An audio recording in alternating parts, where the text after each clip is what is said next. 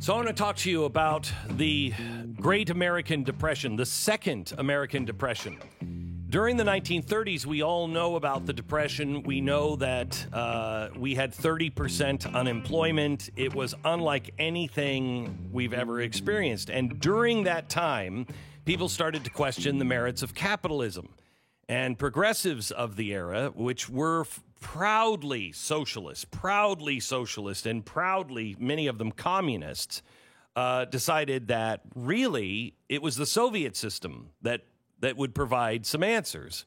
This is before, this is while the New York Times was still hiding all the deaths from Stalin.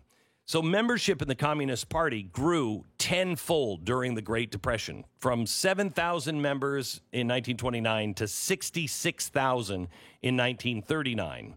We didn't elect a communist, but Franklin Roosevelt was clearly a socialist, and the biggest socialist we've probably had, maybe up until Barack Obama. The rise of that in the 1930s is exactly the same without the 30% unemployment. I have a book coming out next week, and it is one of the most important books I think we have written. It is Arguing with Socialists, and we did our homework. We really tried to make this so it was fun to read, easy to read, have all of the answers there. It's our first all full four-color book that we have done in probably 10 years, maybe. And we modeled it after Arguing with Idiots because that was so popular and so many people used that. And the kids that I've heard in the last 10 years that said, I did my reports in schools based on that and yada, yada, yada. Because it has 100-page of footnotes at the back, you don't ever have to quote me. You quote the New York Times, or you quote the socialists or the communists or the radicals themselves, because it's all footnoted. We decided to write this because I believe we are in a second Great Depression. And again, it has nothing to do with unemployment yet. Look at the pattern. In the 1930s, socialists or the Communist Party grew tenfold in 10 years. The Democratic Socialists of America membership grew almost tenfold over the last decade, around 5,000 members in 2009 and 55,000 members today. 2 months ago, YouGov and the Economist poll found 60% of Democrats under 30 supported either Bernie Sanders or Elizabeth Warren. Those are socialists. If you feel relieved that Bernie Sanders' campaign has tanked over the last several weeks, don't feel relieved. This is the calm before the storm. He's the old guy. The new generation is coming. Bernie is not the vehicle that's going to take socialism fully mainstream, but somebody else will, especially if we have 30% unemployment in this country. The growing coronavirus, the recession, or the depression will only embolden the socialists. So why did this grow in one of the most prosperous times in our nation's history? How did this grow? Well, nobody talks about it, but it is the pathetic U.S. history and government education that happens in our nation. That's not to say that all history classes or all history teachers suck and are pathetic.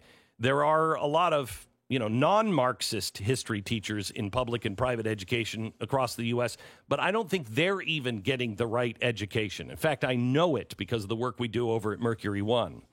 But typically, just talk about the students. Before a student graduates from high school, they might have 2 years of U.S. history, one in middle school and one again in high school.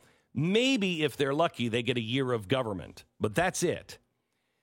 Remarkably, 82% of colleges do not require a single course in U.S. history or government.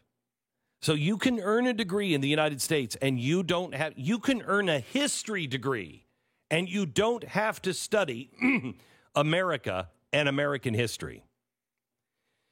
Ronald Reagan said in his farewell address in 1989, he said, "An informed patriotism is what we want and need. And are we doing a good enough job teaching our children what America is and what she represents in the long history of the world?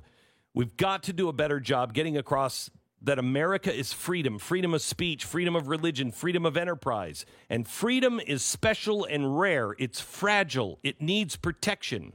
And if we forget what we did, we won't know who we are. I'm warning of the eradication of the American memory that could result ultimately in the erosion of the American spirit." He's exactly right.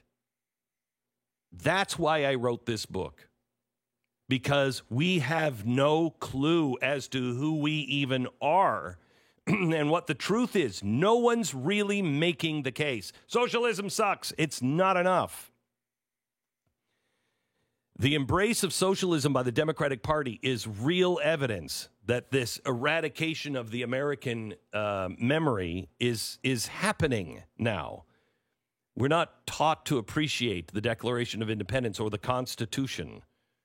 And when we don't know these things, we don't know why we came up with the system that we did, which that system, even though it wasn't called socialism at the time, that system was around. That's what the French tried to do. That's what our pilgrims tried to do. It's what the earliest settlers in America tried to do. When we don't know it, we can't defend it. Then we have a half a century of our universities being run by Marxists, teaching Marxism, and we call it education, and we're dumb enough to pay for this system. We pay Marxists to re-educate our children. It's the craziest thing. So we have inadequate history. We have inadequate civics education. Universities stuffed with the priests of progressive communist religion, churning out new disciples every single day. But there is even a bigger contributing factor to the Second Great Depression. And it's a spiritual depression. It is not economic. It is the erosion of the traditional family, the lack of purpose, isolation, the diminishing influence of religion. Something has to fill this void. Our kids are empty. And when they are empty, they'll rush to something that gives meaning. And we saw this in the 20th century. In the early 20th century, the charismatic prophet of socialism comes around and he leads the youth. And he leads them even into more despair. America's spiritual anchor has always been Christianity, or the Bible, the God of the Old and New Testament. And that gave us meaning and identity and purpose. And if we don't know these things, then we get to go find our own truth and our own meaning. Don't follow your God, follow your heart. How many of us have spent our lifetime following what we wanted to do, only to wake up one morning and realize our life was completely out of control and we just needed to turn it over? We needed a higher power. Every alcoholic that is currently sober is because they finally surrendered to not my way, his way. And the follow your own calling, follow your heart culture, yields feelings above all else. No political philosophy caters to feelings more than socialism. It provides the clear villains, the rich and the corporations. It provides instant solutions. We'll knock those villains down by seizing the means of production, wielding the power of taxation. Forget praying to God about anything. Just let's get this bill passed. Just pull the lever for your local socialists. Got a student debt that you just can't do? Fine. Wiped away. Can't make ends meet with a minimum wage job? Don't worry. Here's double the money. Having apocalyptic nightmares about climate change? Boom, the Green New Deal is here. but it doesn't work and it doesn't fulfill. And once you realize that doesn't work, you become more and more angry. You ever wonder why so many socialists are really angry?